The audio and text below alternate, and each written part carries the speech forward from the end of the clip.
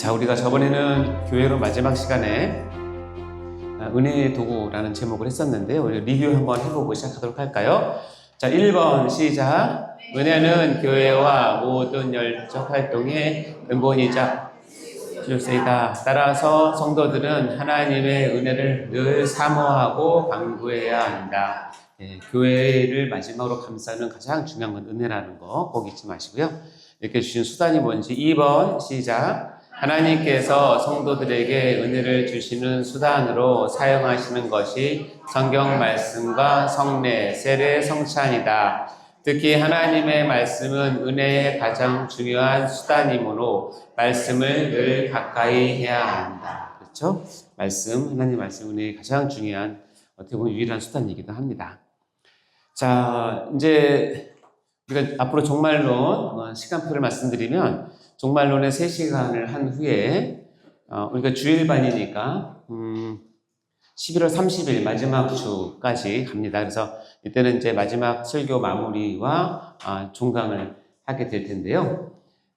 수료식은 지금 7일 날은 아마 다른 시간이 있을 것 같고 14일 날 저녁 예배 때 간단하게 드려지지 않을까 일단 준비를 하고 있습니다. 수료식 다 참석해 주셨으면 좋겠고요. 네, 지금 종말론 이제 3시간인데 얼마 남지 않았죠. 자, 그래서 이렇게 진행된다는 거 꼭 기억하시고 11월 말까지 잘 마무리하셨으면 참 좋겠습니다. 자, 우리가 지금 달리고 있는 부분 할 부분 종말론입니다. 그래서 서론을 시작한 지가 엊그저께 같은데 신론을 거쳐서 인간론, 기독론, 다음에 구원론, 저번 시간까지 교회론까지 잘 했고요. 자, 이 종말론을 배우게 될 텐데 제가 종말론을 이제 마지막에 항상 가르치면서 드는 생각은 어떤 생각이었냐면 차라리 이런 그 슬기로운 교리 생활 시작할 때 종말론을 먼저 시작하고 했으면 참 좋겠다라는 생각을 많이 하게 돼요. 왜냐면 종말론은 앞에 있는 내용들을 어떻게 보면 집약하기도 하고 왜 우리가 이렇게 믿어야 되는지에 대한 분명한 근거를 주는 것이 종말론이기 때문에 그래요. 그래서 종말론은 이제 앞에 있는 내용들을 다시 한번 돌아보는 그런 귀한 시간이기도 하지만 이제 우리가 어떻게 살아야 될지 지금과 앞으로 미래의 우리의 삶을 좀 더 확실하게 하는 것이 종말론이기 때문에 그렇습니다. 자, 여러분 나눠드린 교환의 의미는 3개로 되어 있는데 서론에서 잠깐 나누고요. 다음에 종말론은 크게 2 종류가 있어요. 개인적인 종말, 다음에 우주적 종말이 있습니다. 개인적 종말은 그야말로 이제 우리 개인이 죽음을 맞이함으로써 맞이하는 종말이고, 우주적 종말은 예수 그리스도께서 다시 재림하심으로 우리가 다 같이 맞이하는 종말을 우주적 종말이라고 표현을 합니다. 오늘 각각 알아볼 텐데 먼저 서론을 알아보도록 하겠습니다. 자, 우리가 신앙이라고 하는 큰 멋진 건물을 지을 때 반드시 필요한 4 기둥이 있다고 전에 한번 말씀드린 적이 있어요. 이 4 기둥은 하나라도 흩어지면 안 되고 하나라도 짧으면 안 됩니다. 첫 번째는 창조 신앙이 서 있어야 하고, 두 번째는 구속신앙, 세 번째는 역사신앙, 그리고 마지막 오늘 배울 종말신앙. 이 4개의 기둥이 딱 든든하게 서 있어야 그 사람은 그 반석 위에 멋진 신앙의 집을 지을 수가 있습니다. 하나라도 부족하거나 연약해서 무너지면 나머지 3개 있는 것이 큰 의미가 없을 수도 있어요. 자, 창조신앙은 뭐냐? 읽어볼까요? 시작. 하나님께서 천지 만물을 창조하셨다. 여러분 믿습니까? 그래서 하나님께서 천지 만물을 다 창조하셨기 때문에 거기에 크게 몇 가지 뜻이 있는데 가장 중요한 건 뭐냐면 내가 너의 주인이다 라는 의미가 있고요. 또 하나는 하나님은 절대 주권을 가지고 계신다 라고 하는 의미가 있어요. 그래서 내가 보이는 모든 만물들, 눈에 보이는 거, 보이지 않는 것까지도, 그리고 우리 시간과 공간까지도 누가 만드셨냐? 우연히 생긴 것이 아니라 하나님께서 만드셨다. 내가 믿고 따르고 내가 신앙하는 그분께서 만드셨다. 그래서 그분께는 우리를 향한, 이 피조물을 향한 절대 주권을 가지신 분이다라고 고백하는 것이 창조신앙이에요. 자, 그러면 창조의 목적은 무엇이냐? 오직 뭐라고 되어 있어요? 하나님의 영광을 위하여. 내가 이 땅에 태어난 목적은 내가 행복하게 잘 살기 위한 것이 첫 번째가 아니라는 거예요. 내가 이 땅에 태어나서 무엇을 누리고 이루고 또 성취하고 어떤 지위를 얻어서 떵떵거리며 잘 사는 것은 우리의 존재 목적이 아니라 여기 보면 오직 하나님보다 영광을 위해서다. 여러분은 하나님이 영광을 위해서 지음 받았다는 것을 믿으십니까? 하나님이 영광을 위해서 여러분을 지었다고 하시는데 여러분은 별 생각이 안 드세요 혹시? 저는 처음에 이거 처음 배울 때 하나님이 영광을 위해서 다 만드시고 나를 만드셨다라고 하는 게 왠지 하나님의 생색내는 것 같은 느낌이 들었어요. 그렇게 안 해도 어련히 알아서 하나님을 영광 돌려드릴 텐데 굳이 얘기합니다. 나는 너를 왜 만들었냐면 내 영광을 위해서 만들었어. 라고 얘기를 해주는 거예요. 어떻게 보면은 조금 그렇다. 하나님 그 영광이 부족하신가? 이런 생각이 들긴 했는데 이제 제가 이제 시간이 지나서 보니까 오직 하나님의 영광을 위해서란 이 말은 엄밀히 따지면 하나님 자신을 위한 말은 아니에요. 왜냐면 내가 영광을 돌리던 안 돌리던 하나님의 영광에는 조금도 플러스 마이너스가 되지 않아요. 하나님의 영광 그 자체시기 때문에 내가 좀 보탰다고 해서 하나님 영광이 확 있고 내가 영광 좀 안 돌렸다고 해서 영광이 확 줄어들고 그러신 분이 아니거든요. 그분은 영광 자체로 충만하신 분인데 왜 이런 말씀하셨느냐? 너희는 하나님의 영광을 위해서 살 때 진짜 행복해질 수 있어라는 것이 담겨 있는 거예요. 그래서 이 말은 진짜 우리를 사랑해서 하시는 말씀이에요. 그러니까 이 말 들을 때 하나님 쪼잔하게 왜 그러냐 그렇게 생각하지 마시고 이것은 정말 우리 자신을 위해서 내 자신을 위해서 하나님께서 주신 아주 진리입니다. 우리는 모든 것을 하나님 영광에서 할 때 그 자체가 의미가 있고 그 자체가 행복한 거예요. 창조신앙은 그것을 붙잡는 신앙을 창조신앙이다 얘기를 합니다. 자, 두 번째 신앙은 뭐냐면 읽어볼까 시작. 예수 그리스도께서는 나의 구원주이시다. 내가 죄 가운데 있었는데 예수 그리스도라고 하신 그분께서 자기의 피를 흘리시고 살을 찢기심으로 나를 속량, 구원하셨어요. 그래서 나의 뭐가 되냐면 구원주가 되셨어요. 물론 창조 하나님께서 나의 주인이시긴 하지만 특별히 죄와 연관이 돼서 나를 구원하신 분은 예수님이시기 때문에 우리는 예수님을 아주 주님이라고 부를 수 있는 거죠. 그렇죠?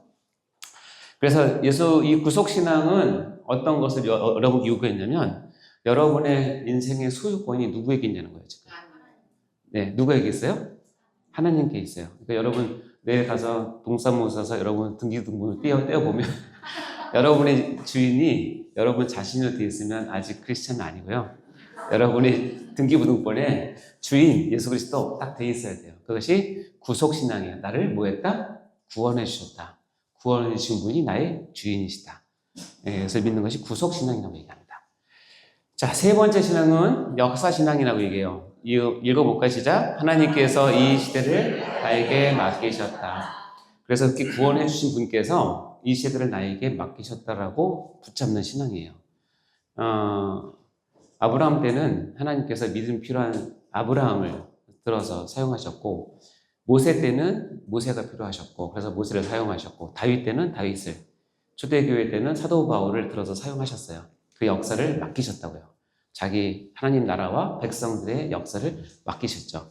그것을 맡기는 건 역사신앙이라고 그걸 받는 걸 역사신앙으로 얘기하는데 2025년 지금 11월 이 시대에는 아브라함이나 다윗이나 사도 바울이 와서 우리 대신 살아줄 수 없어요. 그렇죠? 그러면 누가 있느냐? 누가 있어요? 그렇죠. 내가 있다. 내가 이 시대를 하나님께서 나에게 맡기셨다라고 하는 사명을 찾는 거예요. 그 사명 아래에서 내 존재가 찾아지는 것을 뭐라고 한다? 역사신앙이라고 그래요.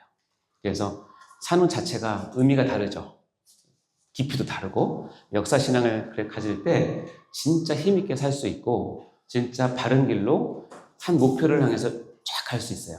그렇지 않으면 막 갈팡질팡합니다. 이게 좀 이거 같기도 하고 이쪽 좀 이게 좋은 것 같기도 하고 유행에 따라서 바뀌기도 하고 그러나 역사신앙은 하나님 나에게 주신 사명을 붙들고 이 시대를 나에게 맡기신 하나님의 뜻을 이루어드리는 것이 역사신앙이라고 얘기합니다.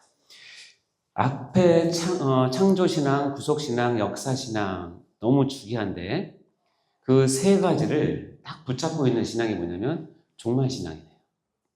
왜냐하면 종말신앙은 앞에 이 세 가지 신앙 갖는 거 너무 중요한데 이 세 가지 신앙이 때로는 쉽지가 않아요. 쉽지 않거든요. 그때 그것을 꽉 붙잡고 흔들리지 않도록 바른 길을 갈 수 있도록 우리에게 주는 신앙이 바로 종말 신앙입니다. 자, 종말 신앙을 한마디로 표현하면 이겁니다. 시작. 나는 조만간 하나님 앞에 선다. 믿습니까? 조만간 하나님 앞에 섭니다. 정말 조만간.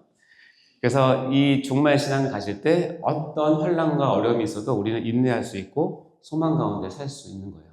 그래서 진정한 크리스찬에게는 절대 절망이란 없어요. 왜냐하면 종말 신앙이기 때문에 그래요. 예.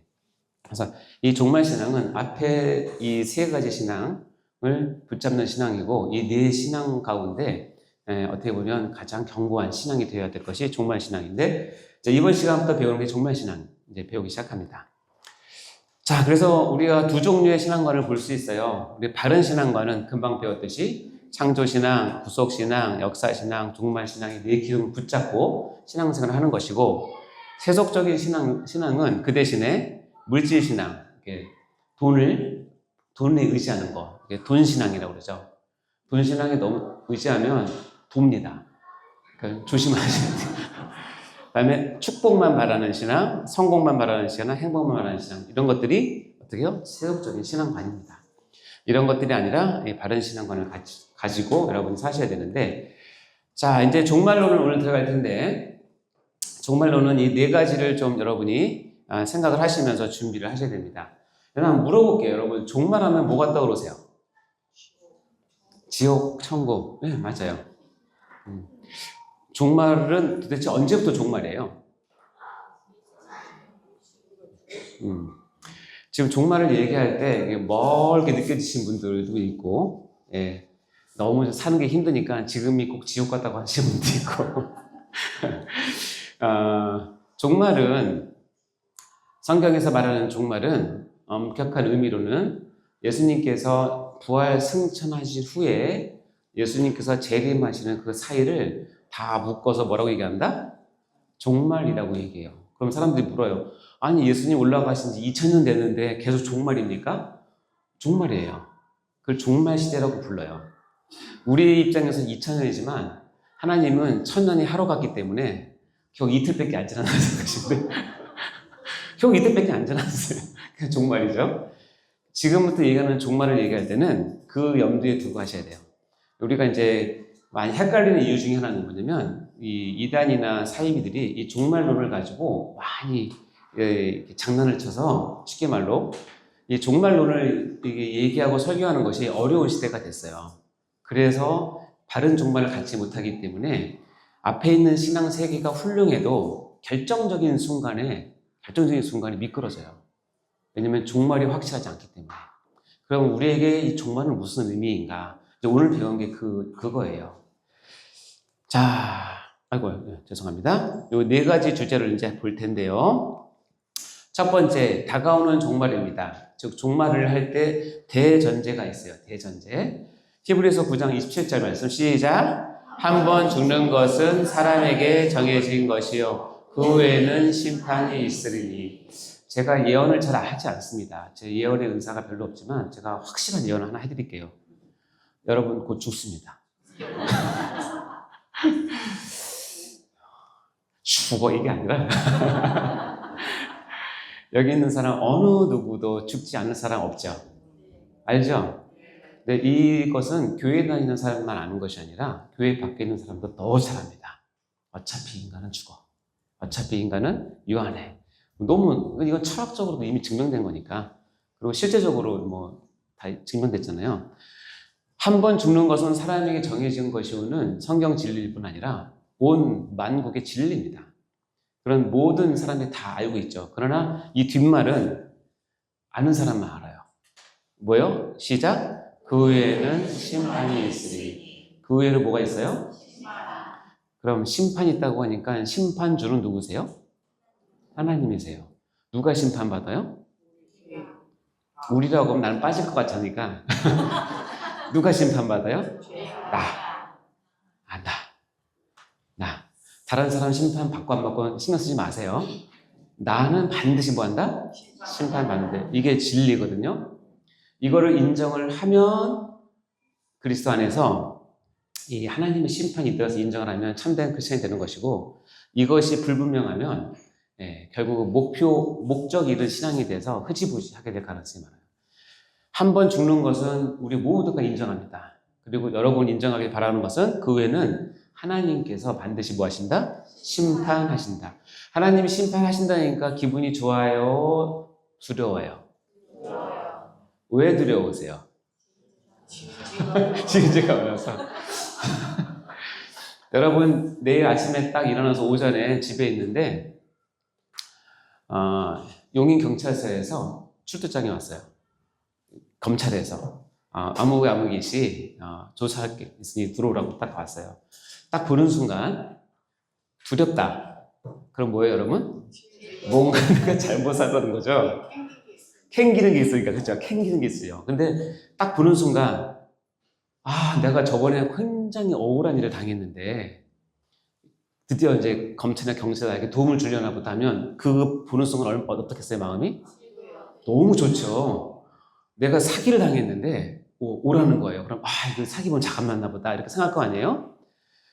예수님께서 심판하신대요. 두려워요. 그럼 뭐예요 여러분? 지금 잘못 살고 예수님이 심판하시는데 그러면 마음에서 막 울컥하면서 드디어 주님께서 제 통촉, 이 억울함을 들어주시는구나. 나에게 이제 이렇게 말씀하시는구나. 나를 풀어주시는구나. 그렇게 생각되면 심판은 굉장히 큰 소망이에요. 아멘?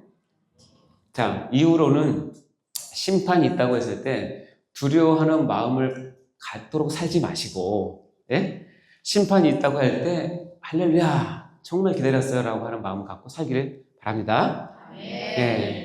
주님 다시 오십니다. 예수님 다시 오십니다 할 때 아멘 해야지. 잠시만요. 다음 달에 개돈 타는 날인데 타야 되는데 그러지 않습니다. 이거는 종말의 대전제예요. 이 구절은 굉장히 중요한 구절입니다.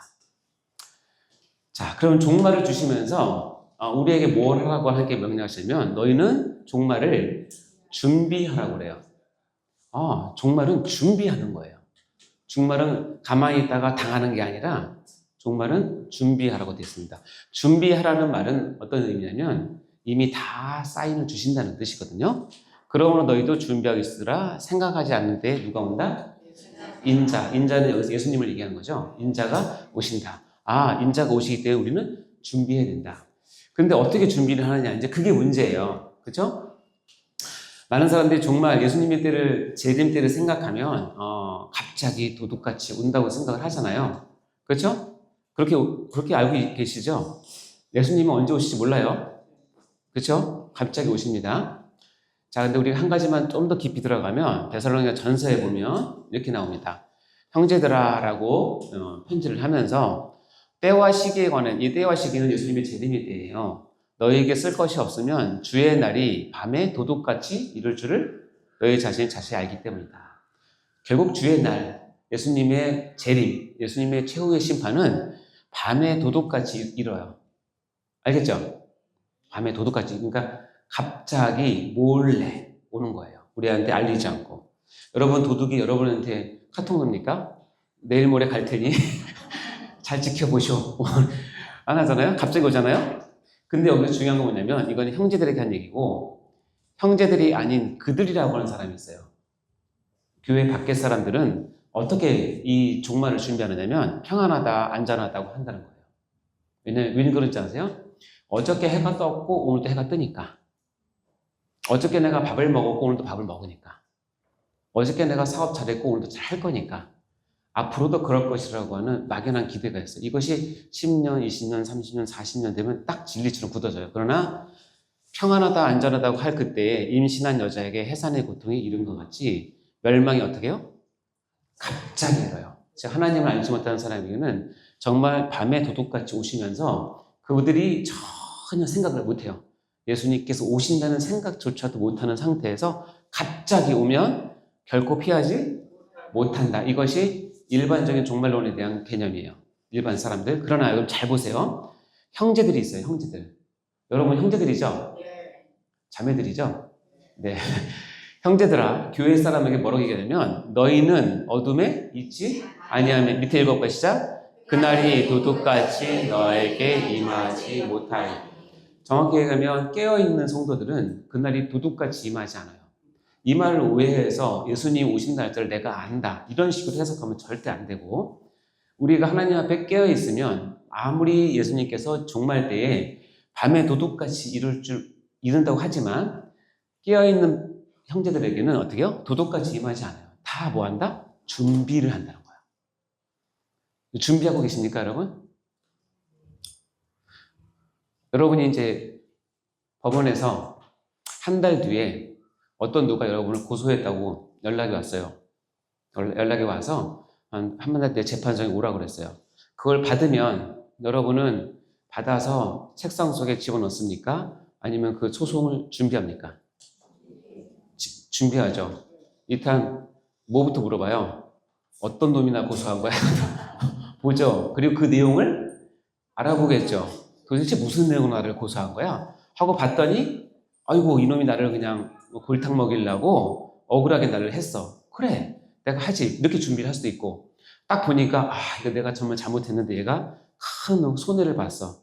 그럼 어떻게 해요? 재판장 가기 전에 준비를 해서 당사자 만나서 뭘 봐야 돼요? 합의를 봐야죠. 합의를 많이 보셨군요. 합의를 봐야 돼요. 그래서 재판장이 보고 정상 참작할 수 있도록 그래야 되지. 미련한 사람 문자로 딱 받고 한 달 뒤에 오래 귀찮아 그러고 넣어놓고 당일날 보고 오늘 재판 가는 날이네 가서 재판장한테 근데 저 왜 부르셨어요? 이렇게 물어보면 그 재판 끝입니다. 아무것도 안 돼요. 분명히 얘기했죠. 너는 죽는다. 그리고 뭐가 있다? 심판이 있다. 통보 받으셨죠? 통보 드렸죠? 다 뭐 하셔야 돼요? 준비하셔야 돼요. 오늘은 그 준비하는 시간이에요. 그거 없이 멀뚱멀뚱하게 있다가 그냥 시계추처럼 교회만 왔다 갔다 하고 있다가 갑자기 여러분이 종말을 맞이해서 딱 서면 예수님께 그럴 거예요. 아니 저 왜 부르셨어요? 그러시면 곤란합니다. 형제들은 도둑같이 너에게 임하지 못하는 것이 원리예요. 그러니까 이런 준비를 하셔야 됩니다. 그러면 그때 받을 심판은 어떤 심판이냐면 예비된 공평한 심판을 받아요. 하나님은 공정하세요. 공평하세요. 그래서 한 사람에게 몰아주거나 그런 거 없어요. 그리고 심판대는 봐주거나 그런 거 없어요. 하나님은 그렇게 하시면 본인 스스로가 걸려서 아무것도 못하세요. 공평하세요. 자, 여기 보면 좁은 문으로 들어가라고 하면서 그 좁은 문 설명을 멸망으로 인도하는 문은, 죄송해요. 멸망으로 인도하는 문은 크고 넓어서 그 길로 가는 자가 많고, 생명으로 인도하는 문은 좁고 길이 협착해서 찾는 자가 적어요. 여러분은 멸망의 길로 가고 싶으세요? 생명으로 가고 싶으세요? 생명으로 가고 싶죠? 그러면 다시 물어볼게요. 여러분 크고 넓은 길로 가고 싶어요? 좁고 길이 협착한 길로 가고 싶어요? 대답이 갑자기 줄죠. 여러분 공평하지 않은 거예요. 성경은 공평은 뭐냐면 멸망으로 인도하는 문은 누구나 다 가서 크고 길이 넓어서 많이 가. 그건 네가 알아서 가라. 그런데 마지막은 멸망이에요. 근데 생명을 인도하는 건 어때요? 좁고 길이 협착하대요.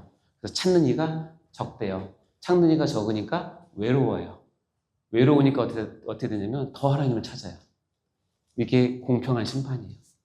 그러니까 그 심판을 준비하기 위해서는 좁은 문으로 들어갈 준비를 하셔야 되는 거죠. 그리고 나서 이제 마지막 네 번째는 거저되지 않는 종말 상급이 있어요. 종말에는요, 하나님께서 뭘 걸어 놓으셨냐면 상급을 걸어 놓으셨어요. 근데 거저되지 않아요.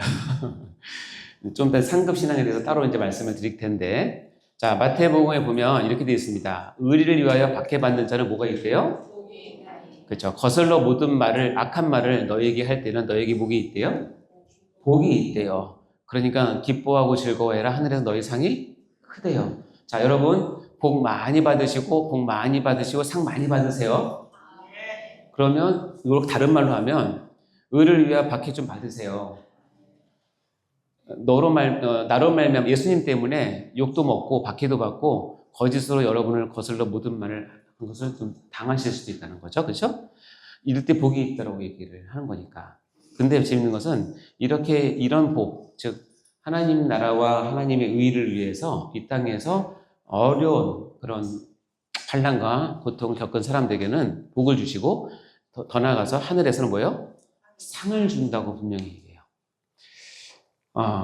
여러분 하나님께 받는 상이 뭘까요 도대체? 그럼 무슨 상을 받고 싶으세요? 밥상? 아니면 상태?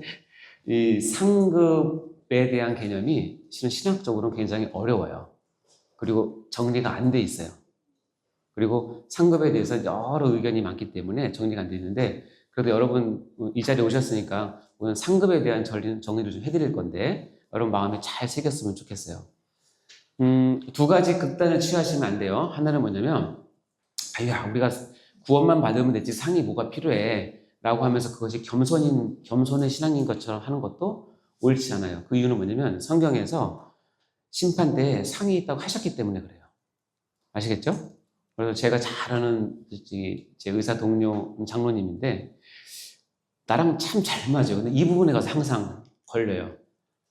이 상 얘기를 하면 뭐 쪼잔하게 뭐 상 얘기를 하냐면 천국 가서 가면 됐지, 천국 가서 뭐 부귀영을 보려고 상을 받느냐고, 천국 계급사유냐고 막 그런 거죠. 맞는 말이기도 해요. 근데 착각하시면 안 되는 건 상은 우리가 만들어낸 게 아니라 하나님께서 그렇게 준비하셨다고 하니까, 우리 입장에서 뭐냐면 성경에서 말을 했으니까 이게 뭔지는 알아봐야 될 거 아니에요. 또 하나 잘못된 건 뭐냐면 이 상을 자기 공로로 생각해서 공로주의로 나가면 그것도 곤란해요. 그런 상이 아니에요. 자, 볼게요. 일단 이제 개인적인 종말론으로 들어가 보도록 하겠습니다.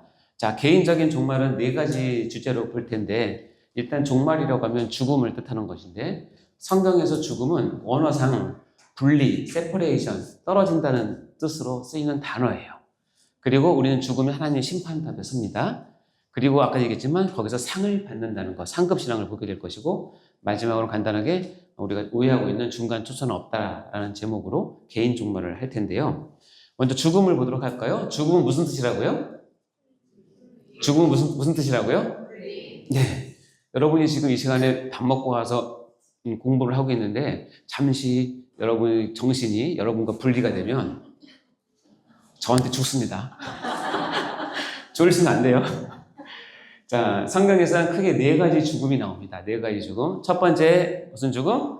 육체적 죽음. 2번 영적 죽음. 3번째 영원한 죽음. 4번째 믿음의 죽음. 이렇게 있는데 여러분이 다 아시는 죽음인데, 자, 분리라는 개념으로 넣어서 보면 육체적 죽음은 뭐냐면 내가 원래 태어날 때는 육체와 영혼이 하나님께 주셔서 딱 붙어서 한 번도 떨어지지 않고 지금까지 여러분 40년, 50년, 60년 사신 거예요. 여러분이 안 죽고 있다는 뜻은 뭐냐면 육체와 영혼이 붙어 있어서 분리가 아직 한 번도 안 됐다는 얘기예요.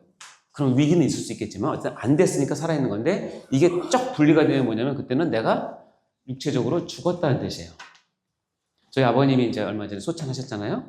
아버님이 이제 마지막 때 육체와 영혼이 끈질기게 붙어 있다가 하나님께서 이제 부르셔서 딱 분리되는 순간 이제 심장이 멈추시고 돌아가시는 거니까. 그건 우리가 이런 누구나 다 아는 죽음이에요. 또 하나 성경에서 말하는 것은 영적 죽음이 있어요. 뭐냐면 우리가 하나님의 호흡으로 부여받은 게 뭐냐면 영혼이거든요. 그래서 영혼은 전적으로 영이신 하나님의 소유고 하나님으로부터 왔어요. 그래서 우리 영혼은 하나님과 반드시 붙어 있어야 살아요.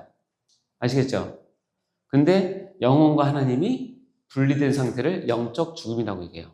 재밌는 건 여러분이 응애하고 태어났을 때는 육체적 탄생을 딱 했어요. 그래서 육체적 생명이 시작됐어요. 그런데 우리의 비극이 뭐냐면 아담의 그 죄가 우리에게 계속 이렇게 영향을 미쳐서 우리의 영혼이 있음에도 불구하고 하나님과 분리된 상태로 태어나요.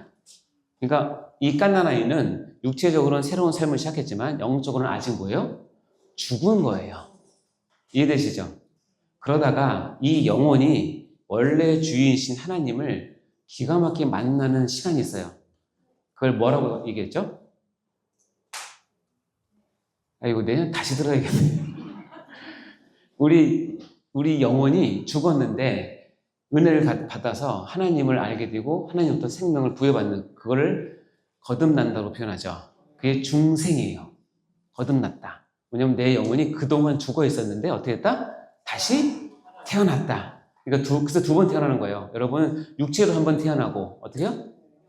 영으로 한 번 태어나고. 그래서 중생이에요. 중자가 무얼 중자가 아니라 거듭 중자라고 말씀드렸잖아요.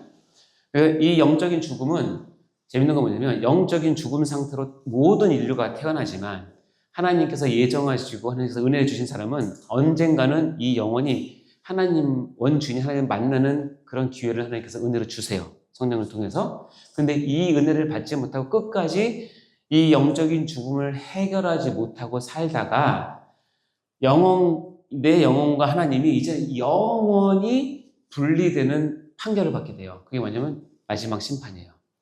그때 영원히 딱 분리되는 판결을 받으면 그때는 영원한 죽음이라고 얘기하는 거예요. 이걸 영원한 죽음은 쉽게 얘기하면 지옥 같다라는 뜻이에요. 지옥에 가면 여러분 회복할 기회가 있지 않습니다. 지옥이 왜 무섭냐? 우리가 다음 시간에 지옥을 할 텐데 지옥이 왜 무섭냐면 기회가 없어요. 이 땅 우리가 사는 게 쉽지 않고 아무리 지옥 같은 상황이라 할지라도 우리에게 소망이 있는 건 뭐냐면 우리에게 회복할 기회가 있어요. 그러나 지옥은요, 한번 판결되면 재심이 없기 때문에 영원히 내 영혼과 하나님, 창조주 하나님이 영원히 분리된 것을 영원한 죽음이라고 얘기를 해요. 그리고 또 하나 네 번째 좀 독특한 죽음이 있어요. 뭐냐면 믿음의 죽음이에요.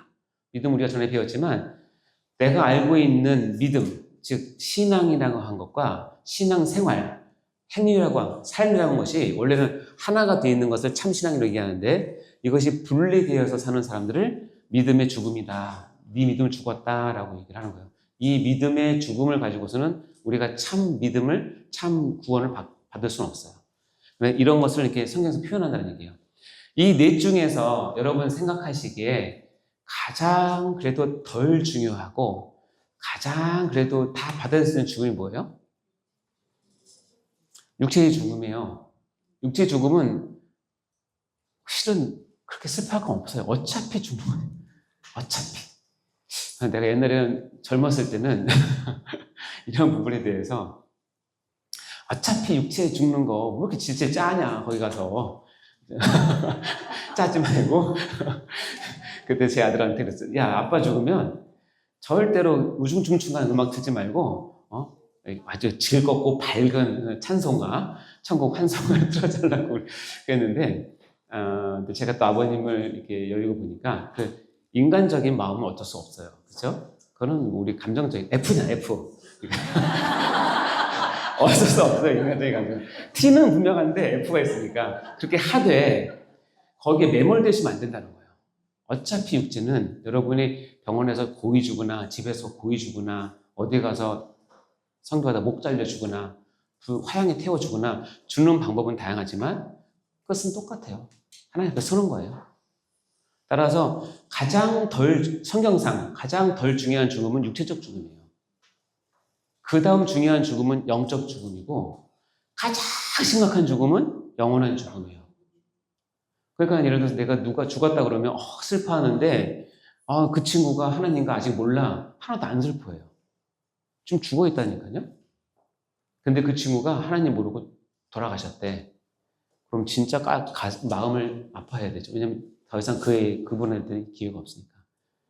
이거를 하나님의 관점에서 보시면 됩니다. 그리고 믿음의 죽음도 마찬가지죠. 자, 육체적 죽음을 어떻게 설명하느냐. 성경은 야고보서에 영혼이 없는 몸은 뭐다? 곧 죽은 것이다. 그러니까 첫 번째 죽음을 얘기한 거겠죠. 자, 다시 한번 볼까요? 여기 1, 2, 3, 4를 좀 알아두세요. 테스트를 해볼 테니까. 행함이 없는 믿음. 아까 몇 번이죠?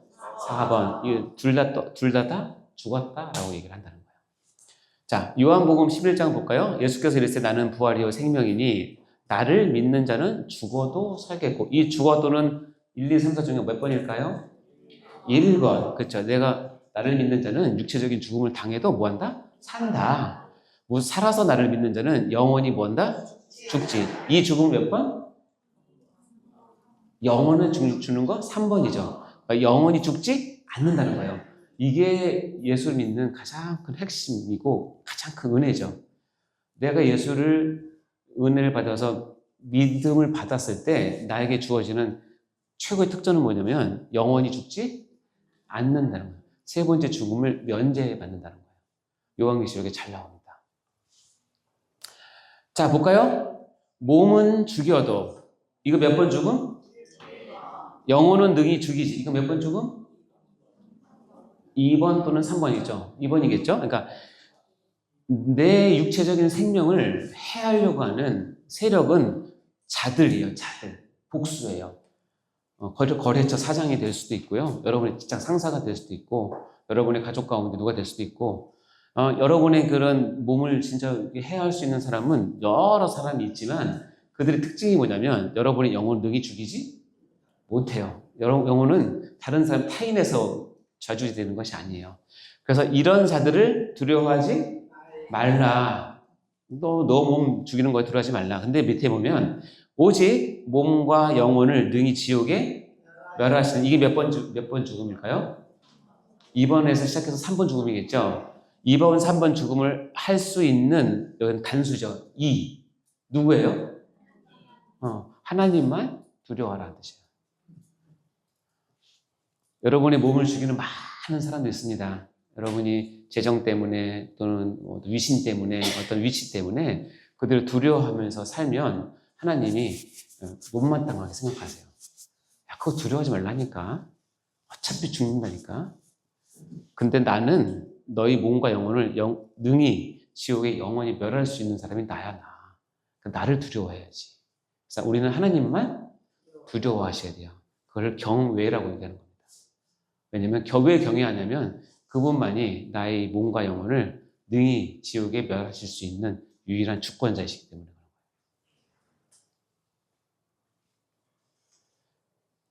자, 야고보서 2장 26장 보면 영혼이 없는 몸이 죽은 것 같이 행함이 없는 몸은 죽은 것이다.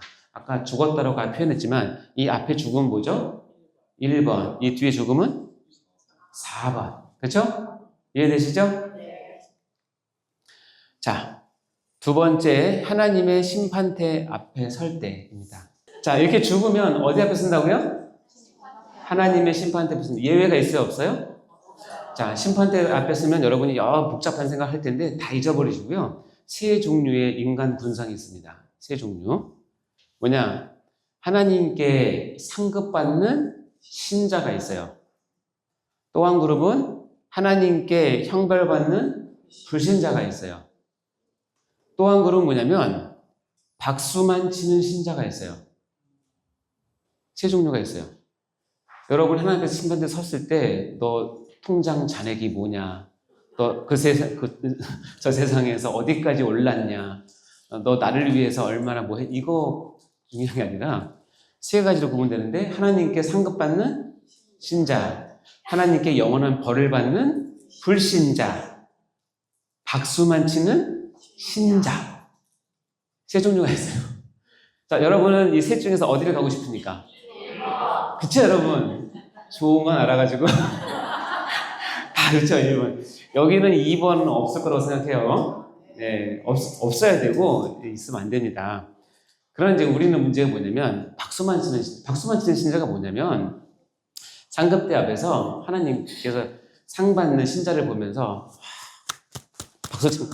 박수 치면서, 그들이 하는 얘기가 뭔지 알아요? 나도 잘할걸.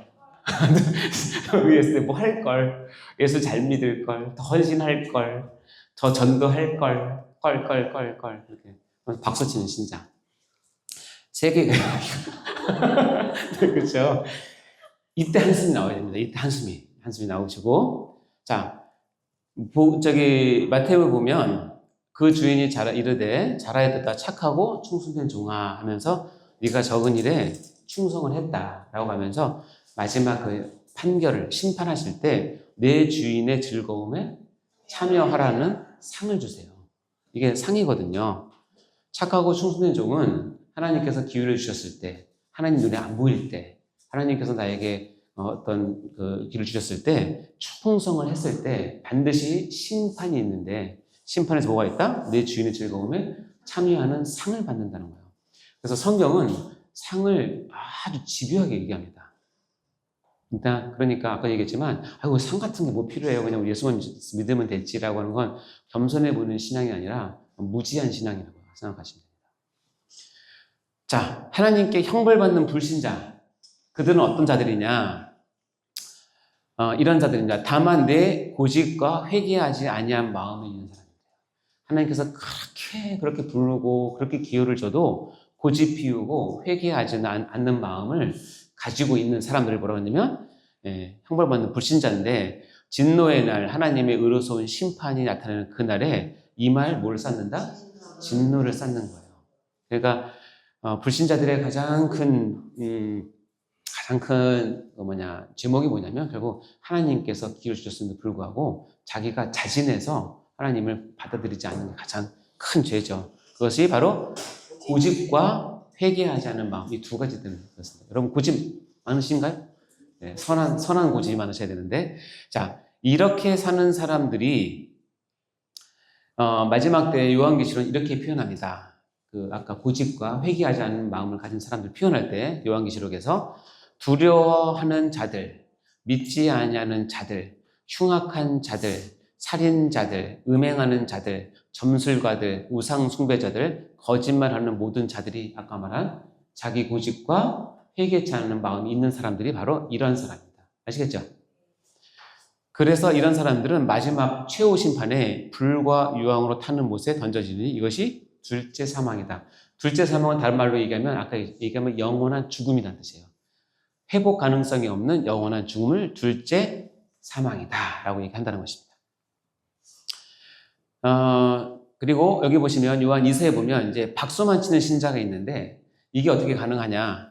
너희는 스스로 삼가 우리가 일한 것을 뭐 하지 말고 잃지 말고 여기 보면 우리가 하나님의 믿으면서 일을 많이 해요. 근데 일한 것을 잃을 수도 있다는 거예요. 그렇죠? 우리의 일한 것을 잃지 않아야 온전한 상을 받는데 우리가 일한 것을 잃으면 온전한 상을 못 받는다는 뜻이에요. 네. 따라서 이 긴장감이 있어야 된다는 거예요. 여러분이 상을 이제 볼 텐데, 자, 이제 상을 받는다는 것, 상급 신앙에 대해서 얘기를 해볼게요. 상을 받는다는 거가 뭐냐?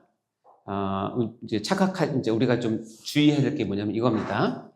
상을 받는다는 상급 신앙은 이렇게 봐야 되는데, 우리 성경은 우리 행위, 구원은 절대로 인정하지 않아요. 행위 구원은 부정해요. 그러나 뭐가 있냐면 행위에 대한 상급은 명백히 인정을 해요. 그러니까 여러분 두 극단에 있으시면 안 돼요. 내가 내 행위로 구원을 얻어보고자 하는 모든 시도는 하나님을 경홀히 여기는 것이기 때문에 받아들여질 수가 없어요. 그것은 불가능해요. 그 자체가. 우리가 구원론을 배웠으면 알겠지만 구원은 처음부터 끝까지 하나님의 완벽한 시나리오와 은혜에 의해서 주어진 선물이기 때문에 그래요. 그 구원의 요소 중에 때로는 우리가 열심히 해야 될 요소들이 있지만 그것을 가지고 내 구원을 확정한다거나 구원을 받아내는 그런 개념은 없어요. 그러나 여기 있다고 해서 특히 장로교 교인들이 착각하는 게 뭐냐면 그렇다면 내가 하나님의 은혜로 구원을 받았으니 이제는 좀 내가 편하게 살아도 되겠네? 내가 죄를 지어도 구원받을 수 있겠네? 내가 좀 게을러도 하나님 봐주시겠지? 그래요. 여러분이 구원받은 사람이라면 여러분이 죄를 저지르거나 여러분이 다른 어떤 행위를 한다고 해서 그 구원이 취소될 수는 없어요. 제 마음 같으면 취소시키고 싶은 마음이 굴뚝 같은데 하나님은 그렇게 안 하신대요. 그러니까 너무 좋으신 하나님이세요. 참고 기다리시는 거죠. 그러나 여러분 그걸 착각해서 내가 마음대로 내 시간과 내 재정과 내 건강과 내 그런 것들을 내 마음대로 살려고 두는 거냐? 절대 그렇지 않다는 거예요. 내 행위에 대한 상급은 반드시 있어요. 그걸 이제 보는 거예요. 여러분 상을 많이 받고 싶으십니까? 여러분께 제가 특별히 굉장히 중요한 팁을 하나 드릴 텐데 여러분 부자 되는 법 알려드릴게요. 갑자기 눈이 딱 커지네. 부자 되는 법은 여러분이 쓰는 것보다 여러분 통장에 많이 들어오면 부자가 됩니다. 틀렸네요, 정말? 바꿔서 얘기해 볼까요? 여러분이 버는 것보다 여러분이 덜 쓰면 부자가 됩니다. 그렇죠? 내 통장에 들어오는 것, 나가는 것을 플러스 마이너스 해서 들어온 것이 많고 나가는 것이 적으면 점점 더 내 통장은 부자가 되겠죠. 그렇죠? 우리 상도 똑같습니다. 내가 상 받을 일을 많이 하고 그 밖에 하지 말아야 될 게 있는데 이 사도 바울이 이 상급 신앙에 대해서 아주 정통하신 분인데 고린도전서 9장 읽어볼까요? 시작. 그런즉 내 상이 무엇이냐? 내가 복음을 전할 때에 값없이 전하고 복음으로 말미암아 내게 있는 권리를 다 쓰지 아니하는 것이로다. 사도 바울이 생각한 상이 무엇이냐면 내가 복음을 전할 때 어떻게 전한다고요? 값없이 전해요. 특히 사도 바울은 자비량 선교를 했기 때문에 복음을 전하면서 자기가 자기 돈을 내고 값없이 전합니다. 그런데 하나님의 공의상 복음을 전하는 사람에게는 뭐냐면 이 복음을 전하는 것에 대한 하나님의 권리가 주어져요. 하나님의 주신 축복이 주어진단 말이죠. 근데 그 권리를 뭐 하는 거예요? 다 쓰지 않는 거예요. 예를 들어서 내가 값없이 정해서 쉬운 말로 내가 10만 원어치 권리가 생겼어요. 근데 내가 그 권리를 다 안 쓰고 10,000원만 써요. 그러면 9만 원 차이는 뭘로 쌓인다? 내 상으로 쌓인다는 거예요. 여러분이 제가 늘 가끔 얘기하지만 여러분 주무시기 전에 여러분의 영적인 하늘 통장을 항상 좀 열람 좀 해보세요. 오늘 얼마 찍혔나? 네? 플러스가 많은가 마이너스가 많은가? 가난한 성도는 특징이 뭔지 아세요? 10,000원어치 일을 하고 10만 원, 100만 원어치 찾았어요. 그걸 당연하게 생각해요. 그러면 계속 그 유명한 마통이 됩니다. 마통. 상이 없습니다. 근데 여러분 통장에 내가 오늘 하나님에게 10만 원어치 일을 했는데 나를 칭찬해주고 해주는 사람들에서 아닙니다. 겸손하게 그리고 정말 잘 무익한 중입니다 하고 그 권리를 절제를 하면 나가는 게 뭐 10,000원만 나가면 그날 하루는 9만 원 항으로 번 거예요. 그게 쌓여가지고 하나님 심판대 앞에서 쌓인다니까요. 그러니까 여러분 일 조금 하고 안 날아준다고 입이 나올 필요가? 그러시면 안 돼요. 차라리 내가 우리 교회에서 아무도 손대지 않는 아무도 그 허접한 일을 내가 하고 아무도 안 날아줄 때 이런 마음이 기쁨이 생기셔야 돼요. 지출이 빵이거든요. 쌓인 건 많고 이 개념이 있어야지 여러분이 어떤 일을 했을 때 왜 안 날아주나? 특히 담임 목사님이 나한테 한 번 얘기 안 하나? 여러분 그렇게 따지기 시작하면 조금 찌질이가 드시게 될 가능성이 많아요. 상이 없다니까요. 근데 한 가지 물을게요. 여러분 상을 받고 싶은 마음은 있으세요? 있죠? 네, 그거 없는데 여기 있어봐요. 소리 들고. 예를 들어서 난 부자가 되고 싶어 하면 조금 더 없는데 재테크 강의해봐야 아무 소용이 없는 똑같은 거예요. 자, 상은 내가 값없이 전하고 나에게 생긴 권리를 다 안 쓸 때 상이 쌓이는 거죠. 똑같아요, 영적인 거. 그러니까 사도 바울은 이렇게 얘기합니다. 읽어볼까요? 시작. 생각하는데 현재의 고난은 장차 우리에게 나타날 영광 비교할 수 없다. 예전 개역 한글에는 영광과 좋게 비교할 수 없다 이렇게 표현이 너무 잘 표현됐는데 이게 빠졌더라고요. 사도 바울은 늘 두 가지 생각해요. 자기 전에 생각. 내가 오늘 받은 고난과 그리고 이거를 통해서 나에게 나타날 영광을 늘 생각을 하는 거예요. 내가 오늘 받은 고난이 아무리 커도 내가 이것 때문에 하나님 앞에서 받을 상을 생각하면 영광을 생각하면 이건 잽이 안 된다. 게임이 안 된다. 그러니까 사도 바울이 고난당한 걸 쭉 보면 어떻게 이런 일을 당할 수 있을까라고 하는 거를 제가 보기에는 사도 바울이 상급신앙 때문에 그거를 그렇게 표현하면 좀 죄송하긴 하지만 즐겁게 받았을 가능성이 많아요. 정확히 표현하면 즐기면서 나 오늘 또 돌 맞았다? 뭐 이런 거죠. 나 오늘 또 침 맞았다? 뭐 이런 거죠. 스테반 집사가 최초의 초대교회 집사 중에 순교를 하잖아요. 어떻게 맞아 죽냐면 돌 맞아 죽거든요. 근데 사도 그 스데반 집사가 얼마나 신실하냐면 예수님이 너무 귀하게 보는 집사예요. 근데 스데반 집사가 이제 해서 이제 돌 맞을 때가 됐어요. 예수님의 마음은 뭐냐면 이 집사가 여기에서 하나라도 더 고난받고 하나라도 해서 오면 공평하시니까 상금이 쌓일 거 아니에요. 주고 싶으니까.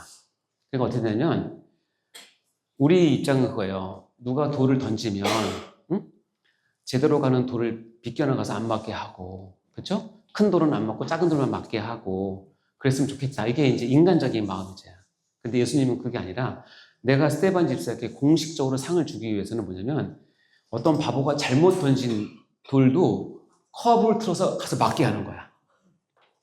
그리고 큼지막한 돌을 던는데 속도가 느리니까 속도에다가 가속도를 더해가지고 더 세게 맞아서 더 터지게 하는 거야. 그때 하나님께서 보시면서 아유 안타까워가 아니라 하나라도 더 맞아라. 너 어차피 순교할 거니까 하나라도 더 먹고 하나라도 더 먹고. 그러니까 스데반 집사가 예수님의 은혜 가운데 돌을 무수히 많이 맞았을 거예요. 다 카운터해서. 우리는 생각이 달라요. 하나라도 덜 맞고 안 아파서 좋겠죠. 그런데 예수님 그렇게 생각 안 하실걸요? 그렇게 확 다 돌 맞고 마지막에 스데반 집사가 눈을 들어서 하늘을 보았을 때 예수님께서 보좌 우편에서 어떻게 해요? 모든 성경에는 하나님은 보좌에 앉아 계신 분으로 표현되는데 그 장면에서만 이 예수님께서 스데반 집사라는 영혼을 맞이하려고 일어서세요. 하나라도 더 맞고 오는 스데반 집사. 이게 그 말 뜻이에요. 여러분 이것을 알면 여러분 신앙생활 할 때 정확히 얘기하면 사서 고생을 합니다. 이게 하나님이 뜻이고 하나님이 기다린 것을 알면 사서 고생을 해요. 근데 그것이 다른 사람은 이해 못해요. 근데 나는 너무 좋아요. 난 너무 기뻐요. 여러분 참 신앙 있는 사람들이 어떻게 그런 일을 당하셨어요? 그럴 때 배시심 있죠? 왜 웃는지 아세요? 너는 모른다. 내가 설명해도 이해가 안 될걸? 상급 신앙이 있어서 그래요. 사도 바울입니다. 내가 달려갈 길과 주에서께 받은 사명, 곧 하나님의 은혜의 복음을 증언하는 일을 마치려 하면은 나의 생명조차 조금도 귀한 것을 여기지 않는다는 거예요. 여러분 이 땅의 삶에서 여러분이 가지고 있는 것에서 가장 귀한 게 뭐예요? 어떤 사람은 돈일 수도 있고 뭐 건강일 수도 있고 다 있을 수 있죠. 근데 뭐 다 똑같이 여러분 생명만큼 귀하진 않죠. 그렇죠? 아무리 돈이 많아도 여러분 생명을 바꾸겠습니까? 생명이 가장 귀해요. 누구나 똑같습니다. 근데 사도 바울은 알아서 내 생명보다 더 귀한 게 있대요. 뭔지 아세요? 내 달려갈 길과 받은 사명이에요. 자, 이것이 이 생명보다 왜 중요할까요? 네. 여러분, 우리가 이 땅에서 예수 믿고 천국 가면 영생을 누려요. 아멘? 영생을 누려요. 지금 있는 생명보다 훨씬 더 고귀하고 길고 절대 소멸하지 않는 영생을 누려요. 그래서 내가 지금 있는 생명을 가지고 예수를 믿고 내 생명만 잘 보존해서 하늘나라에 가면 영생을 누리는데 그 이상은 없어요. 이해되세요? 생명을 가지고 가서 내 생명을 통해서 영생, 이거 정말 너무나 귀한 일이지만 근데 뭐냐면 천국에 가면 이 생명보다 더 귀한 게 있는데 뭐냐면 이 땅에서 내 달려갈 길과 받은 사명을 감당했을 때 얻는 상이 있다는 거예요. 그게 뭐보다 더 귀하냐면 생명보다 더 귀하다. 그래서 생명을 여러분 정말 존중히 여기시고 사랑해야 되지만 이 생명보다 더 귀한 가치가 이 땅에서는 없지만 하늘나라에서 있다는 걸 꼭 기억하시고 그렇다면 이 땅에서 내 생명보다 더 귀한 것은 뭐냐면 내가 예수로 말미암아서 받은 많은 사명과 길을 뚜벅뚜벅 잘 가는 거예요. 자, 근데 사도 바울이 이런 고백을 합니다. 이걸 도대체 사도 바울은 자기 생명보다 귀한 뭐가 있다? 상이 있다는 것을 어떻게 알았을까? 여기 보니까 고린도전서에 보니까 이런 비유가 아니라 이제 이런 고백을 하는데 사도 바울이 이제 운동장에서 다른질을 하는 사람이 다 달려요. 그때만 해도 큰 도시들, 초대교회 당시에 뭐 아테네나 고린도나 에베소나 이런 큰 도시들은 요즘 우리나라, 요즘 세상에서 4년마다 올림픽 게임을 하듯이 거기도 한 3년 내지 4년마다 이렇게 큰 제전을 해요. 제전을 하면서 뭘 하냐면 꼭 운동 경기를 해요. 그때 뭘 하냐면 달리기를 했나 봐요. 근데 사도 바울이 거기 가서 봤을 거 아니에요. 아마도 무수한 사람이 달리는 거 봤을 거예요. 근데 사도 바울의 눈에 영적으로 탁 찍힌 게 뭐냐면 100명이 달렸는데 상 받는 건 누구? 한 명이야. 상 받는 사람 한 사람이라는 거야. 이걸 보고 사도 바울은 그걸 깨달은 거야. 나도 이 땅에서 저 천성을 향해서 달려갈 텐데 나 1등 하고 싶다. 야. 이게 교만이에요? 이거 교만 절대 아니에요. 나 1등 하고 싶어. 나 여기 있는 사람보다 나는 더 하나님을 믿고 싶고 더 하나님의 삶을 감당하고 싶고 더 하나님께 칭찬받아서 나 한 사람으로 상 받고 싶어. 이게 사도 바울의 고백이에요. 너희도 상을 받도록 이와 같이 다름질하라고 권면하죠. 뭘 보고? 상을 받도록 해요. 여러분 달리기 할 때 상에 대한 욕심이 없는 사람은 어떻게 달리는지 아세요? 천천히 달립니다. 뭐 나는 상과 상관없어 그런 거죠. 근데 여러분 상 받고 싶어하는 사람 어떻게 달리는지 아세요? 좌우를 안 보고 앞만 보고 달립니다. 그렇다고 같이 신앙생활하는 사람 달릴 때 다리 걸거나 그러시면 안 됩니다. 그건 반칙이고 정당하게. 즉 운동장 경기에서 다름질하는 사람이 한 명만 상을 받는다는 것이 사도 바울에게는 굉장히 큰 영적인 교훈이 됐나 봐요. 나도 상 받고 싶어. 기왕에 달려갈 거 1등 하고 싶어. 여러분 그런 마음 있으십니까? 그건 제가 불리해요. 저도 상 받고 싶은데 1등 하고 싶은데 여기서 다 상 받고자 하면 저랑 경쟁할 거 아니에요. 큰일 났네. 그렇지. 지금 그거 하지 말라고 하는 건데 다 상 받으셔야 돼요. 알았어요? 네, 다 상 받읍시다. 자, 이제 중요한 거예요. 이제 중요한 건데, 네, 맞아요. 네, 졸려서. 사도 바울이 이렇게 표현합니다. 여기 중요한 말씀이니까 잘 보세요. 내게 주신 하나님의 은혜를 따라 내가 지혜로운 건축자와 같이 터를 닦아뒀어요. 사도 바울은 사명을 받고 어느 지역에 가서 터를 닦아서 예수를 믿게 합니다. 그래서 그 위에는 이제 예수를 믿는 교회를 형성해요. 그리고 거기에는 많은 성도들이 그 예수 그리스도, 여기 이 터는 곧 예수 그리스도니까 예수 그리스도의 반석 위에서 뭐래요? 자기 신앙의 집을 지어요. 근데 사도 바울이 이렇게 얘기합니다. 그러나 각각 어떻게 그 위에 세울까를 뭐하라? 조심하라는 거예요. 이게 무슨 말이지? 어떻게 세우냐? 우리가 교회에 들어와서 구원만 받으면 됐지 어떻게 세울 걸 왜 조심해? 라고 생각하시면 안 되고 분명히 얘기하잖아요. 어떻게 세울 것을 조심하라. 얘기합니다. 누구든지 금이나 은이나 보석, 나무나 풀이나 지푸라기로 그 위에 세우는 6종류의 집이 나옵니다. 금으로 세운 집, 은으로 세운 집, 보석으로 세운 집, 나무로 세운 집, 풀로 세운 집, 지푸로 세운 집. 어떤 게 빨리 지을까요? 지푸라기로 하면 하루면 짓습니다. 그렇죠? 풀로 하면 2-4일 걸릴 거고 나무로 하면 한 3-4주 걸리려나? 자, 금이나 은이나 보석은 상당히 어렵겠죠? 어쨌든 각 사람이 다 짓습니다. 근데 사도 바울 눈에는 어떻게 짓는지 조심해라. 왜냐하면 이 터 위에 세우면 각 사람의 공적이 나타날 때가 있다는 거예요. 언제요? 심판할 때죠. 각 사람의 공적이 나타날 때 그날이 공적을 밝히더니 이는 뭘로? 불로 나타나는 거예요. 노아 때는 물로 심판했지만 우리에게는 불로 이것을 심판해요. 그래서 불이 우리가 세운 집을 한번 쏴 훑고 지나갑니다. 자, 물어볼게요. 이 6개 집이 있는데 싹 훑고 지나가면 남은 집은 뭘까요? 금으로 만든 집, 은으로 만든 집, 보석으로 만든 집이죠. 나무나 풀이나 지푸라기로 지은 집은 어떻게 될까요? 다 타버리죠. 상식입니다. 그렇죠? 불이 각 사람의 공적이 어떤 것을 시험할 것입니다. 만일 누구든지 그 위에 세운 공적이 그대로 있으면 뭘 받고? 상을 받고 금이나 은이나 보석으로 지은 사람은 상을 받고 그 공적이 불타면 뭘 받아? 해를 받는다. 이 말이 너 구원받은 거 취소한다는 뜻이 아니라고 했죠? 그러면 이런 사람들을 표현하는 독특한 표현이 있어요. 그러나 자신은 구원을 받되 어떻게? 불 가운데서 받은. 구원은 받았어요. 상은 없어요. 그러니까 상 받는 사람 앞에서 뭐예요? 박수부대 하는 거예요. 그러면서 늘 걸, 잘할 걸, 그때 금으로 지을 걸, 은으로 지을 걸. 여러분 가족끼리 여행 갔어요. 호텔에 새벽 2시에 딱 울리면서 불이야 그랬어요. 여러분이 딱 눈 떠보니까 이미 연기가 꽉 찼어요. 불 다 꺼지고. 그때 여러분이 일어나서 옷 잘 입고 이빨 닦고 머리 빗고 화장하고 나오니까 어떻게 나오죠? 그냥 나오죠. 그냥 나옵니다.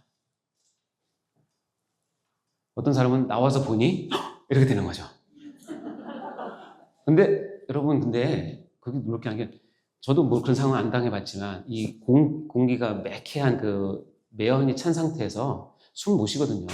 그러다 밖에 나와서 신선한 공기를 탁 마시는 순간 그 감동을 이루 말할 수 없대요. 한번 해보실래요? 와, 살았다. 이게 신선한 공기니까 살았다. 너무 감사합니다. 살았어요. 하고 밑을 보니까 다 벗었어. 근데 구원은 받았어. 이게 뭐예요? 불 가운데서 받은 구원이에요. 이런 구원 받고 싶으세요? 그래, 박수 치시면 안 되니까 박수 치는 사람이 왜 그래요? 박수 치고 싶어서가 아니라 자, 아까 6개가 있었어요. 죄송해요. 은, 금, 보석, 나무, 풀, 지푸라기 했어요. 여러분은 여러분의 신앙의 집을 어떤 재료로 지으실 거예요? 금, 손 들어보세요. 우와! 그러면 나는 편한 게 좋아. 지푸라기! 한 번도 없네. 왜 사람들이 나무나 풀이나 지푸라기로 집을 지을까요? 그 귀한 집인데. 편하니까. 빨리 지으니까. 나 빨리 자고 싶은데. 빨리 하고 싶으니까. 대충대충 하고 싶은데. 이 땅에서 뭐 그냥 잠만 잘 자면 되지. 이렇게 생각하는 거 아니에요? 여러분, 금으로 짓겠다고 다 지금 얘기하셨어요? 지금 금 한 돈이 얼마인지 아세요? 여러분, 평생 벌어가지고, 그걸 착 해가지고, 만드니까 금으로 만든 집을 지려면 여러분 평생을 투자해야 집을 져요. 귀한 만큼 여러분 대가를 요구해요. 불만이십니까? 근데 이것을 안 사람, 이 결과를 안 사람은 어떻게든 나는 어떻게 해요? 금과 은과 보석을 내 전 삶을 통해서 얻어서 내 집을 짓는 거죠. 왜냐하면 이것은 영원히 가는 거니까. 그게 상이에요. 상이 없다 생각하시면 절대 안 돼요, 여러분. 종말론이 왜 중요하냐? 여러분이 지금 살고 있는 삶을 결정시키는 그 기준이 뭐냐면 종말론이에요. 나는 이렇게 살 것이다. 여러분이 결정한 이 6가지 중에서 여러분이 결정하시면 돼요. 편하게. 말은 금인데 행동은 지푸라기다. 불나면 다 탄다. 기억하세요. 그래서 잠깐 넘어갈 게 뭐냐면 이걸 해야 되나? 주추를 아까 예수 그리스도가 얘기했잖아요. 근데 주추가 예수 그리스도 아닌 경우는 내 말을 듣고 행하는 자는 주추를 반석 위에 놓은 사람. 이게 비슷한 비유라서 우리 착각할까 봐 그러시는데 이런 사람은 내 말을 듣고 행하는 자라고 얘기하고 주추 없이 흙 위에 지은 사람은 듣고 행하지 아니하는 사람이에요. 이것은 뭐냐면 믿음과 행함이 분리된 것과 있는 것을 대한 비유이기 때문에 이것과 그걸 헷갈리지 말라고 잠깐 넣으신 거예요. 자, 이건 넘어가고. 자, 그러면 그렇게 아까처럼 상을 받기 위해서 노력한 사람들, 상을 받기 위해서 최선을 다한 사람들이 요한계시록에 보면 어떻게 표현하고 있냐면 내가 보좌들에 보니 거기에 앉은 자들이 있어 심판하는 권세를 받았더라. 내가 보니 예수를 뭐한가? 증언한가? 하나님 말씀 때문에 목배임을 당한 자들의 영혼들과 짐승과 그의 우상에게 경배하지 아니한 사람들, 그들의 이마와 표에 그 표를 받지 아니한 자들이 하나님 앞에 서서 그리스도와 더불어 천년 동안 왕노릇해요. 상을 받아요. 즉 그러면 상 받는 사람들이 요한계시록의 면면을 보면 예수 그리스도를 증언하는 사람이에요. 그리고 그 말씀 때문에 목배임을 받은 사람. 그리고 아주 짐승과 우상에게 우상 숭배하라고 미혹을 했는데도 끝까지 견디고 경배하지 아니한 사람. 그것도 결정적인 게 뭐냐면 이마와 손에 그 표를 받지 아니한 사람. 이게 666 표거든요. 우리 이제 영식 배우겠지만 이 표를 안 받으면 뭘 못하냐면 매매를 못해요. 경제 활동을 못해요. 이걸 다른 말로 하면 극심한 가난 가운데서 믿음을 지킨 사람이라고 생각하시면 돼요. 이런 사람들이 상을 받고 왕노릇하는 거예요. 여러분 4개 중에서 어떤 게 좀 편하세요? 매매 안 하고 평생 가난 이 매매라는 게 정상적인 매매가 아니라 자기의 영혼을 파는 그런 매매죠. 우상숭배 이런 것들. 목 베이면 당한 게 좀 쉽지 않겠어요? 한 번만 목만 내면 되는데. 그래서 저번에 목사님 설교처럼 저도 소망이 생겼어요. 바울처럼 목이 베이면 어떻게 해요? 퉁퉁퉁 하면서 그리스도 그리스도 그리스도 이렇게 하고 죽었으면 참 좋겠다. 멋지지 않습니까? 그러니까 지금부터 연습해야지. 그리스도 그리스도 그리스도. 아이고, 그런 은혜를 주셔야 순교를 하죠. 자, 이해가 되시죠? 자, 그러면 여러분 상을 왜 받느냐? 이게 이제 여기까지는 다들 이해합니다. 그럼 상을 왜 받느냐? 그래요. 상을 받으면 계시록에 보면 면류관을 준대요. 금면류관을 준대요. 그럼 여러분 상을 많이 받은 사람들은 천국에 가서 금면류관이 한 개뿐만 아니라 두 개, 세 개, 다섯, 여섯 개 쫙 있을 거란 말이죠. 그 귀한 금면류관을 머리에 이고 천국에 오래 살면 목 디스크 걸립니다. 뭔지 아시겠어요? 상은 내가 거기에 가서 누리고 있는 어떤 계급을 뜻하는 게 절대 아니라는 거예요. 그래서 내 친구가 얘기했듯이 야, 천국이 무슨 계급 사회냐? 라고 했던 것이 그 말일 것 같아요. 그 친구 마음도 충분히 이해가 돼요. 근데 하나님 상을 왜 주시냐는 거예요, 도대체. 왜 주실까? 전 이것이 굉장히 궁금했어요. 분명히 나는 상을 위해서 뛰어야 되고 상을 살아야 되는데 내가 왜 상을 받아야 되지? 여러분 왜 받아준다고 생각하세요? 내가 이 땅에서는 정말 잘해서 최소한 저 권사님보다는 천국 가서 넓은 평생 살아야지. 저 장로보다는 내가 더 넓은 데서 하나님 가까이 살아야지. 뭐 그런 얘기도 많이 하고 옛날에 천국 갔다 오신 분들 뭐 개털 모자 얘기도 하고 여러 가지 있는데 그건 다 개인적인 간증이니까 중요한 게 아니고 성경에서는 왜 상을 받게 하느냐. 정확히 가면 뚜렷하게 나오진 않아요. 근데 뚜렷하게 나오지 않는데 제가 말씀을 읽으면서 기가 막히게 깨달은 것 중에 하나가 이거예요. 요한계시록 4장에 보면요. 요한계시록 2장과 3장은 이 로마의 엄청난 박해 가운데 소아시아 7교회에 보낸 편지예요. 그 편지의 내용들은 뭐냐면 너희들 이렇게 정말 믿음 지키느라 수고하고 힘들지. 그러나 너 믿음 끝까지 지키고 이기는 교회가 되거라. 다 그 얘기거든요. 그러니까 교회를 향해서 지금 우리 교회를 향해서 똑같은 말이야. 너 세상 사는 거 쉽지 않지? 그래도 너희는 끝까지 참고 인내하고 이기는 자가 되어야 하나님께 상을 받는다. 그 얘기예요. 다 그 얘기인데 그렇게 하면서 4장으로 딱 들어가면 지금 지상에서는 예수님의 교회가 엄청난 박해 가운데 고난 가운데 있지만 하늘나라에서는 뭐가 지금 일어나냐면 동시에 하나님에 대한 신령한 하늘 예배가 벌어져요. 하늘 예배가. 그러면서 이 찬란하고 위엄 있고 우리가 소망하는 그 예배가 벌어지는 장면을 보여주시면서 지상에 있는 교회들이 눈을 들어 하늘의 예배를 보고 끝까지 참고 위로를 받고 견뎌라 하는 메시지거든요. 그 하늘나라에서 벌어지는 예배 가운데 여기 보면 24장로들이라고 나와요. 24장로는 누구냐면 구약의 12지파, 신약의 12사도를 대표하는 하나님을 믿는 백성들의 총칭이라고 얘기하시면 돼요. 여러분이겠죠. 이 24장로들이 어떻게 예배드리냐면 보좌에 앉으신 이에게 엎드려서 이렇게 합니다. 세세토록 살아계시는 이에게 경배합니다. 그리고 뭘 드리냐면 자기의 뭘 들어요? 관을 보좌 앞에 드려요. 이 관은 4장 4절에 가면 하나님께로 받은 금면류관이에요. 하나님께 금면류관을 받았어요. 그리고 하나님 앞에 영원한 예배에 갔어요.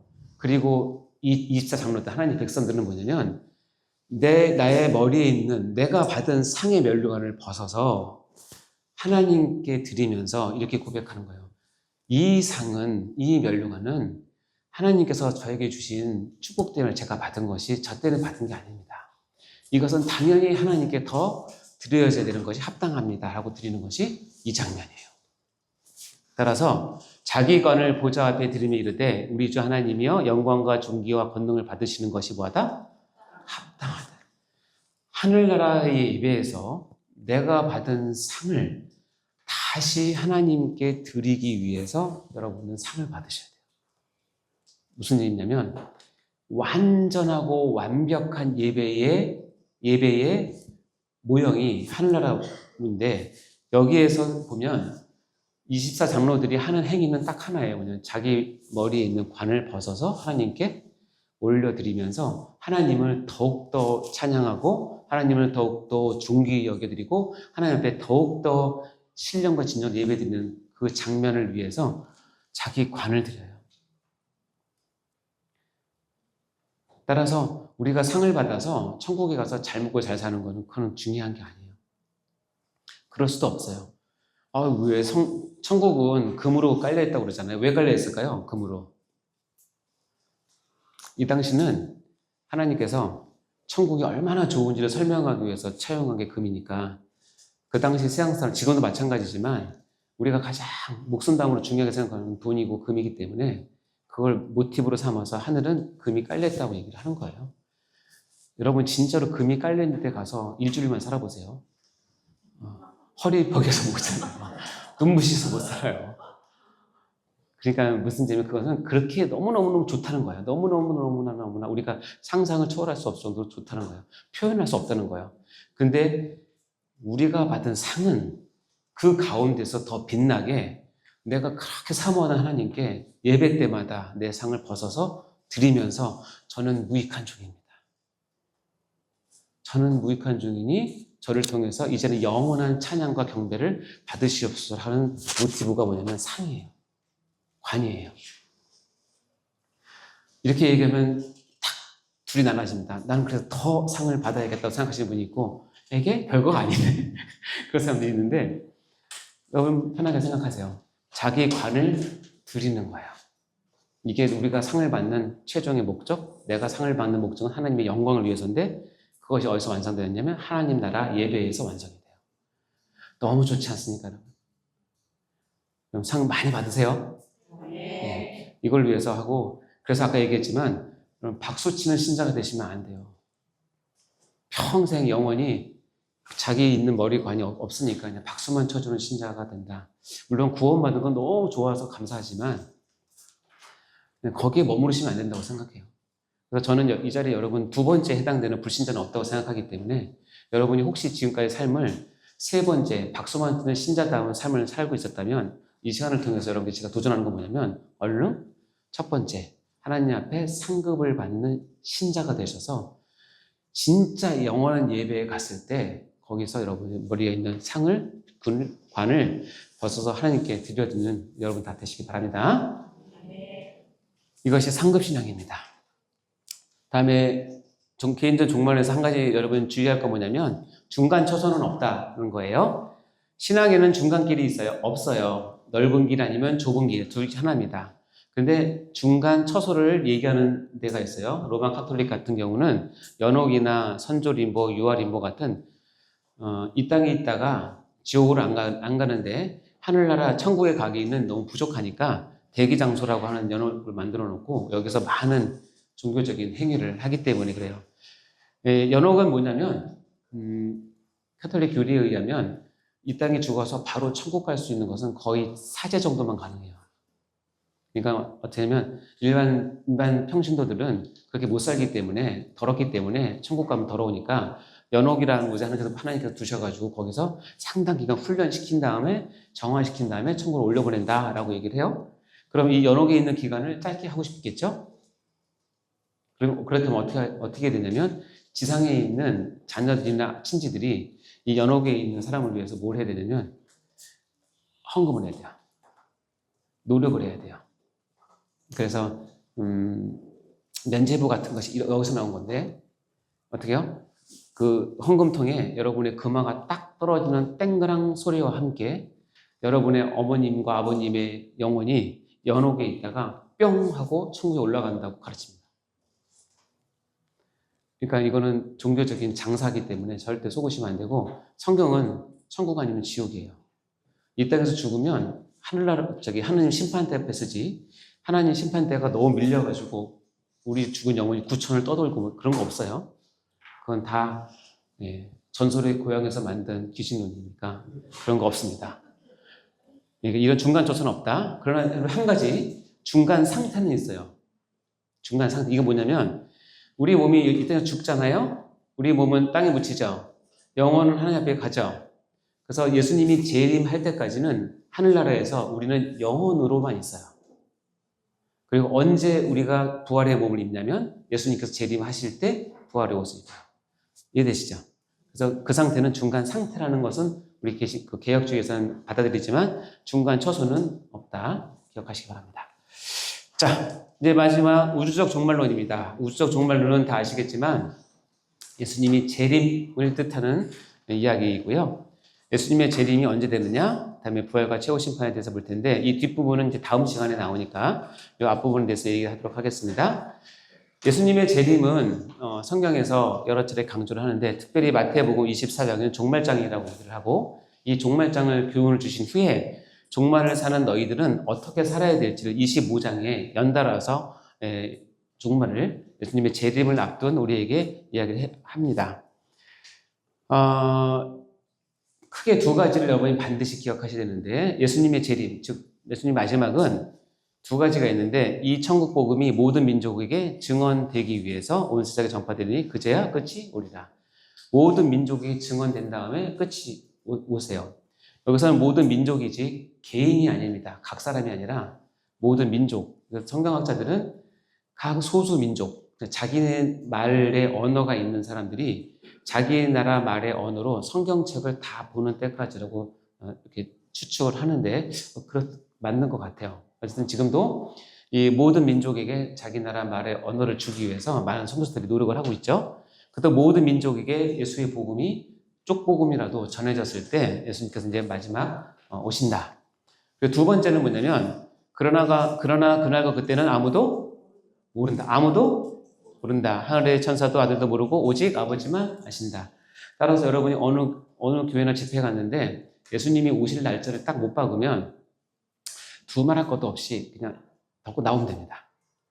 2000년 기독교 역사상 그 확정적인 종말 신자들이 엄청 많았고 이단들이 항상 언제 온다 날짜를 다 정했는데 한 번도 성공한 적이 없어요. 한 번도 성공한 적 없어요. 앞으로 성공 안 할 겁니다. 이 말씀 때문에. 그러니까 날짜는 우리가 정할 수 없지만 우리가 뭘 할 수 있냐면 그때는 우리가 깨어 있으면 감지를 할 수 있다. 그리고 지금이 종말이다. 잊지 마시기 바라요. 아무도 몰라요. 아멘? 제가 여러분 마지막 종강 파티 하면서 여러분 너무 은혜 많이 받으셨죠? 제가 여러분께 특별히 선물 드릴게요 하고 제가 날짜를 얘기하면요. 저에게 돌 던지고 나가셔도 돼요. 절대 그런 권세를 가진 사람은 없어요. 물론 그런 일은 없겠지만 정말 그런 일은 없겠지만 담임 목사님이 설교 중에 만약에 그런 말씀 하신다. 그러면 덮고 나오셔야 돼요. 이거는 역사가 증명하는 거야. 여호와의 증인이 화이트 여사라가 하나님께 계시를 받았다고 그래서 1800 몇 년에 날짜 온다고 다 했거든요. 그래서 엄청나게 많이 준비를 했어요. 그때 왔어요? 안 왔어요? 안 왔어요. 근데 뭐라고 그런지 아세요? 예수님 오다가 바쁘셔서 잠깐 돌아가셨어요. 그러니까 다음에 또 날짜 또 정해서 그때도 안 왔어요. 예수님이 급한 일이 생기셔서. 다 그렇습니다. 다미성교회 가보신 분 계십니까? 87년도에 다미성교회가 10월 28일 날짜를 87년 10월 28일 날짜를 정했거든요. 제가 대학교 1학년 때니까. 제가 그때는 예수님을 처음 만나서 너무 뜨거웠을 때니까 너무 궁금했어요. 그래서 가서 듣고 보고 참여도 했는데 제 결론이 뭔지 아세요? 설령 예수님이 87년 10월 28일 날 오셔도 얘네들 때문에 오지 않겠다. 그게 제 결론이에요. 말씀을 푸는 게 아니라 누가 어린 꼬마애가 예언을 들었다, 환상을 봤다, 영서를 썼다, 이거 해석하니까 이런 뜻이다. 다 이런 거예요. 그래서 내가 기가 차가지고, 야, 예수님이 10월 28일에 오셔도 너희 때문에 오는 게 아니다. 너희들 다 죽었어. 그랬죠. 그래서 그때 전국이 난리 났었어요. 기억나시나 모르겠네. 아세요? MBC가 그날 그 교회 앞에서 생방송을 했어요. 10월 28일 날. 그 성도들이 자기 집 다 팔고, 다 헌금하고, 흰 옷 입고 들어가서 예수님 재림을 준비했다니까요.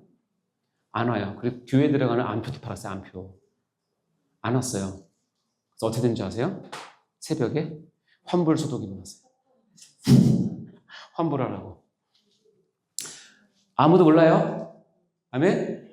그럼에도 불구하고 우리가 반드시 알아야 될 건 뭐냐면 예수님께서 여러 사인을 주시면서 내가 올 것을 얘기하는 거예요. 여기 보면 재앙기 이상, 사회병리 현상, 환란, 신앙의 배도, 택한 백성의 회심, 알곡 추수, 거짓 선지자의 미혹, 적그리스도의 출현 이런 내용들이 예수님 재림 전에 있다.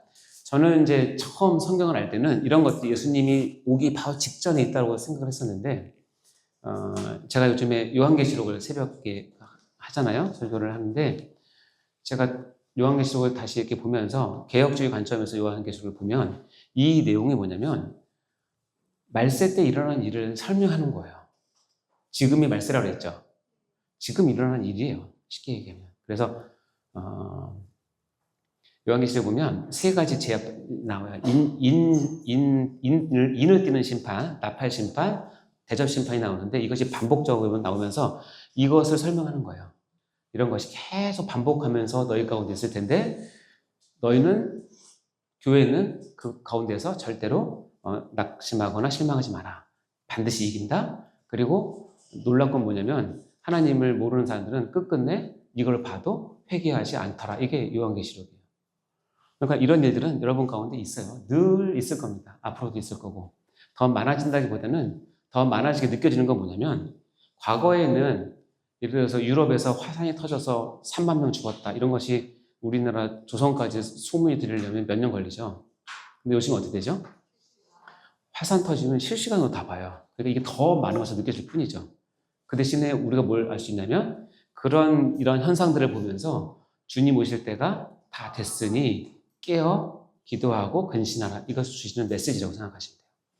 어떤 현상을 보고 이러니 이렇다고 하는 거는 세대주의자들이나 이단들이 늘 사용하는 방법이에요. 여기 보면 난리와 난리 소문을 듣겠으나 하면서 나라가 나라를 대적하고 곳곳에 기근과 지진 모든 재난의 시작이다. 불법이 성함으로 사랑이 식어지는 현상이 정말 많습니다. 정말 사랑이 많이 식어지죠. 자, 사랑이 많이 식어지는 현상을 디모데 후서에 이미 얘기합니다. 너희는 이것을 알라 말세에 고통하는 때가 이르러 하면서 자, 여러분 손가락 다 펴보세요. 도대체 이 사회 병리 현상이 뭔지 한번 해볼까요? 부족하면 발가락도 쓰세요. 자, 할머니가 사람들이 자기를 사랑하며 돈을 사랑하며 자랑하며 교만하며 비방하며 부모를 거역하며 감사하지 아니하며 거룩하지 아니하며 무정하며 원통함을 풀지 아니하며 모함하며 절제하지 못하며 몇 가지예요? 12가지 플러스 사나우며 선한 것을 좋아하지 아니하며 배신하며 조급하며 자만하며 쾌락을 사랑하기를 하나님 사랑하는 것보다 더하며 경건의 모양은 있으나 경건의 능력을 부인하니 됐죠? 몇 가지예요? 19가지가 초대 때부터 있었고 지금도 있고 갈수록 더 심해져요. 이거 읽어보니까 어머 내 얘기 같지 않습니다. 여러분이 19가지 중에서 얼마나 여기 보탬이 되고 계십니까? 그러니까 이렇게 하는 자들을 어떻게 해라? 그러니까 이렇게 하면 안 된다고 말씀하시는 거죠. 그러면서 주님께서 말씀하시는 이 같은 자들보다 너희가 더 악하게 해라. 이렇게 아니라 이 같은 자들에게서 내가 돌아서라. 사랑을 잃어버리면 이렇게 사니까 너는 그렇게 살지 마라. 그게 종말을 사는 성도들의 삶이다. 라는 것을 알 수 있죠. 이 19가지 잘 기억하셨다가 찔리는 거 이렇게 다 회개하시고 돌아서야 됩니다. 극심한 환난과 신앙의 배도가 있는데 환난이 있고 미움이 있어서 서로 잡아줍니다. 서로 막 배신하고 잡아주고요. 그러나 이런 가운데서 끝까지 견디는 자는 구원을 얻는다. 아까 얘기했지만 끝까지 인내하고 견디는 교회가 반드시 구원을 얻는다라고 얘기합니다. 그래서 모든 민족에게 다 증언되어야 온 세상에 전파되니 그때야 끝이 온다. 이것이 이제 종말을 바라보는 우리 눈입니다. 그래서 예수님의 재림은 큰 나팔소리와 함께 옵니다. 결국은 나팔 지향에 보면 1번부터 6번까지 나팔은 이 땅에 엄청난 환란을 예고하시고요. 그 사이에 교회가 무엇을 해야 되는지 말한 후에 7번째 나팔이 울릴 때 그때 예수님께서 진짜 오십니다. 재림. 초림하고는 달라요. 초림은 예수님께서 아기의 모습으로 연약한 모습으로 아무 힘이 없는 모습으로 오시지만 재림을 절대 그렇게 생각하시면 안 되고 온 우주의 왕으로 심판주로 여러분이 모실 심판장으로 오십니다. 위엄을 갖추시고 천군천사와 함께 뭐 할 때? 나팔소리 울릴 때. 그러니까 귀에 나팔소리 울리면 기뻐하시기 바랍니다. 드디어 때가 됐구나. 그죠? 그의 택하신 자들을 부르십니다. 이 마지막 때에 거짓 선지자들과 그리스도인들이 많은 미혹을 합니다. 큰 표적과 기사를 보여서 미혹을 합니다. 왜 미혹을 하냐면 이 거짓 그리스도나 거짓 선지자들은 사단의 쪼무라기인데 이들이 미혹하는 이유는 여러분이 받은 구원을 취소시키기 위해서요? 아니에요. 그렇게 할 권한은 없어요.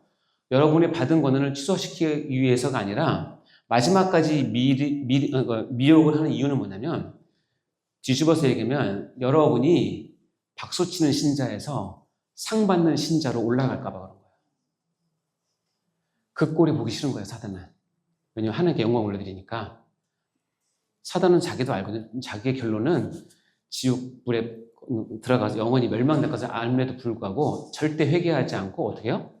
끝까지 성도들을 미혹해서 박수치는 신자에서 상 받는 신자로 가는 것을 막는 게 사단의 회개예요. 그렇게 하면 사단의 나라가 더 커지니까.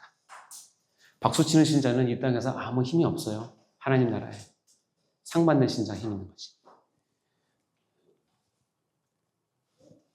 그래서 얼마나 미혹하느냐. 이 계시록에 보면 다른 짐승이라고 했던 그 악한 영이 올라와요. 이 영은 참 독특해요. 어린 양 같아요. 모양은. 계시록에서 어린 양은 누구죠? 예수님이에요. 모양은 예수님 모양이에요. 근데 말은 용처럼 해요. 용이 뭐죠? 사단 마귀예요. 이 짐승은 뭐냐면 모양은 예수님 같아. 인자해. 근데 말을 들어보면 사단이야. 이게 나와서 자기 선배 짐승을 우상 숭배하게 만들어요. 근데 이 선배의 우상이 뭐냐면 죽게 되었던 상처가 나은 자예요. 다시 얘기하면 다음 주에 보면 칼에 상했다가 살아난 짐승이에요. 왜냐면 자기 선배 짐승이 죽었어요. 칼에 맞아 죽었는데 나중에 부활했어요. 그리고 나서 부활했으니 이 짐승을 성기라고 얘기를 해요. 그러니까 어떻게 돼요? 부활이라는 이 내용은 기독교의 아주 독특한 진리인데도 불구하고 사단은 그것조차도 미혹하는 데 쓴다는 거예요. 안 믿으니까 어떻게 되냐면 심지어 사람들 앞에서 불이 하늘로부터 땅에 내려오게 해요.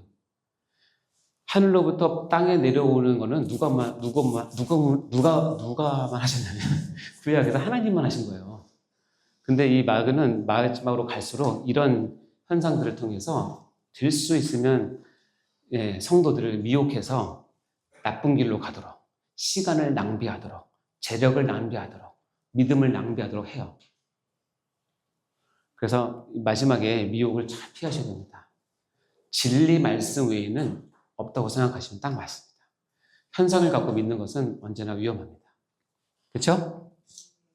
마지막으로 선지자 다니엘이 말한 바 멸망에 가증한 것이 거룩한 곳에 선 것을 보거든. 이 멸망에 가증한 것이 뭐냐면 우상을 얘기하는 것이고 거룩한 곳은 구약은 성전이고 신약은 우리 개혁주의는 어떻게 해석하냐면 하나님의 몸된 교회를 얘기해요.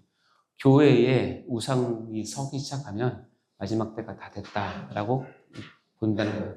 그래서 이거 두려운 건 뭐냐면 목사로서 과연 대한민국에 있는 전 세계에 있는 강단 가운데 정말 하나님의 복음을 잘 전하는 제대로 전하는 강단이 얼마나 있을까 심히 걱정되고 저 자신도 나는 설교자인데 나도 모르게 하나님보다는 다른 우상들을 전파하면 어떻게 될까 심히 두려운 마음이 있죠.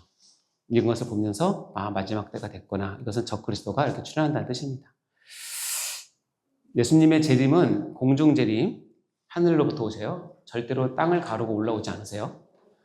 형태적 재림이요. 눈으로 보여요. 돌발적 재림이에요. 갑자기 오세요.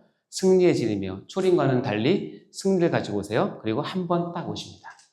재림의 성격인데요. 말씀을 들어보면 신이 하늘로부터 강림하신다라고 되어 있죠. 보면 볼지어다 그가 구름 타고 오시리라. 각 사람의 눈이 그를 보겠고 그를 찌른 자들도 볼 것이다. 눈에 보인다는 시각적으로 보인다는 뜻이에요. 그리고 갑자기 돌발적으로 오신다.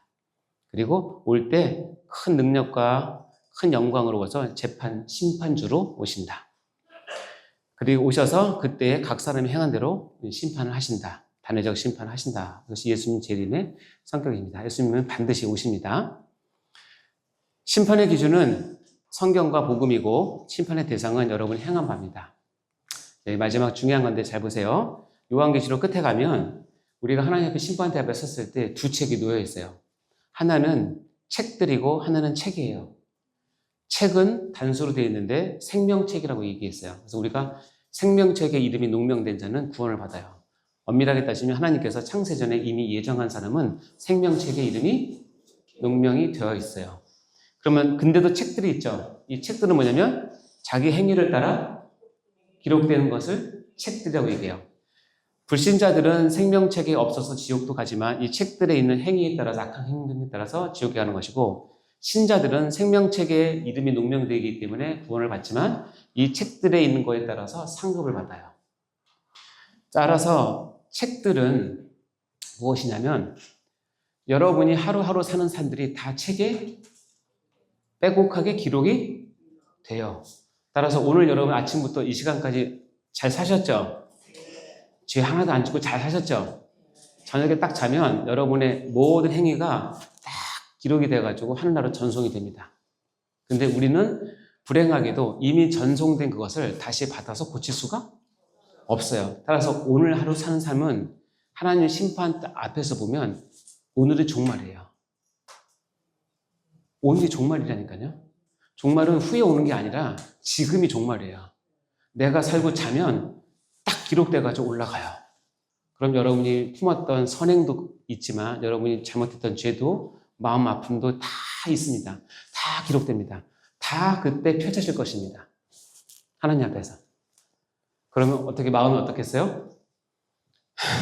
그래서 제가 강조하고 싶은 거는 종말은 후에 오는 게 아니라 지금 여러분이 살고 있는 오늘 하루가 종말이에요. 왜냐하면 다 기록돼서 하나님께 적혀있기 때문에. 그럼 너무 잘못했는데 어저께 내가 큰 죄를 저질렀는데 내가 회개할 게 있는데 생각이 되시고 걱정이 되시잖아요. 그럼 한 가지 방법은 그것이 떠오르면 예수님의 보혈을 붙잡고 회개하세요. 그러면 하나님께서 어떻게 얘기하시냐면 이 책들에게 기록된 그 여러분의 악행이나 죄를 예수님의 보혈의 피로 발라놓으세요. 그럼 하나님이 못 보세요. 못 보신다는 표현보다는 모르는 척 해주세요. 아들의 피를 보고. 그쵸? 맞죠? 그거 맞다. 그런 건데. 따라서 여러분 하루하루 살면서 종말을 위해 삶을 살 때는 반드시 회개를 하셔야 됩니다. 아셨죠? 오늘은 종말이에요. 다시 우리가 살 수 없는 종말입니다.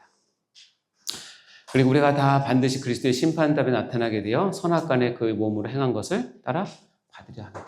그래서 우리가 행한 모든 것은 다 받습니다. 예외가 없습니다.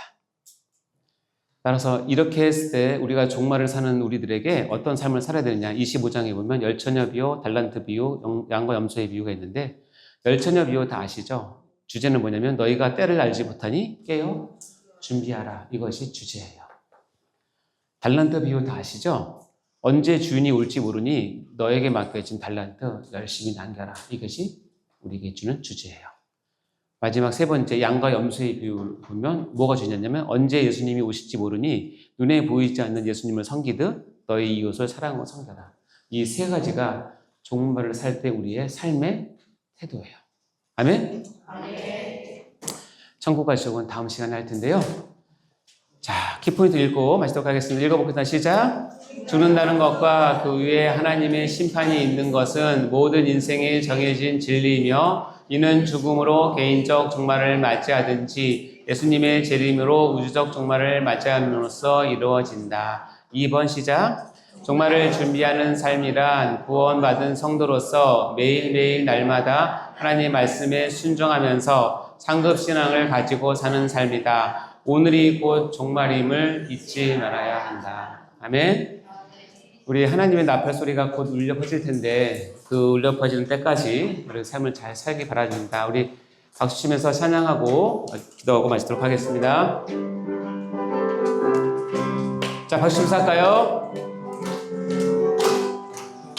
하나님의 나팔 소리 전지 진동할 때에 예수 영광 중에 구름 타시고 선사들을 세계 만국 모든 곳에 보내어 구원받은 성도들을 모으리.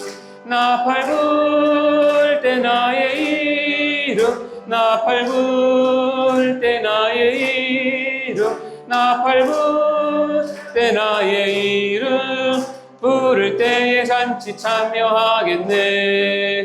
무덤 속에 잠자는 자 그때 다시 일어나 영화로운 부활 승리 얻으리. 주가 택한 모든 성도 구름 타고 올라가 공중에서 주의 얼굴 배우리. 나 밟을 때 나의 이름 나 밟을 때 나의 이름 나 밟을 때 나의 이름 부를 때에 잔치 참여하겠네.